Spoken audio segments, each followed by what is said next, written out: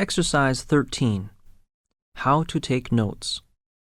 Listen to the conversation. Circle the right letter for questions 1 to 4, and write down the missing information in the notes for questions 5 to 9. Today's discussion is on note-taking. Note-taking is one of the important skills for classroom success. There is no one best way to take notes, but your own experience and some suggestions may help you to cope well with university study here. Chris, you start first. How do you take notes when you are in class? I always keep track of the notes by putting a date and heading on the first page, and numbering pages that follow. And I often make sure to identify the lecture topic and the class in which the lecture takes place.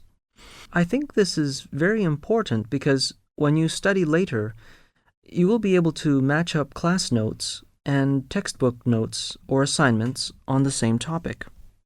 I do the same. I often keep the notes for one class separated from the notes for other classes, so I use separate notebooks for each class. I use dividers to set aside different sections in one notebook. I think both of the methods are good. Some students like to use a loose-leaf binder so that lecture notes, textbook notes, and the instructor's handout may be taken out of it and reorganized for study purposes. That's a good idea, to use a loose-leaf binder. I will buy one for my note-taking. I like to use a ballpoint pen for taking notes. So do I, but I prefer to use blue or black ones because the other colors, such as red or green, are hard on the eyes. It's a good idea to use a ballpoint pen because pencils fade easily, and a pen sometimes blurs and soaks through the paper. My handwriting is poor, so I often print the notes for clarity after class. That's a very good way to do it.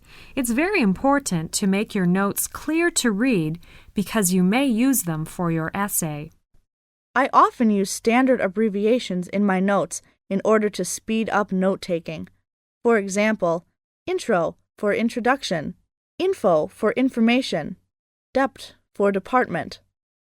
This is one way to speed up your writing. You can also make up some of your own words or phrases that you use often.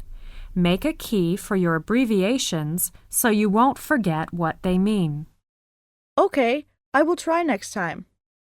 I often copy anything that is written on the board or on overhead transparencies into my notes because I find test questions often come from material that is presented in these ways.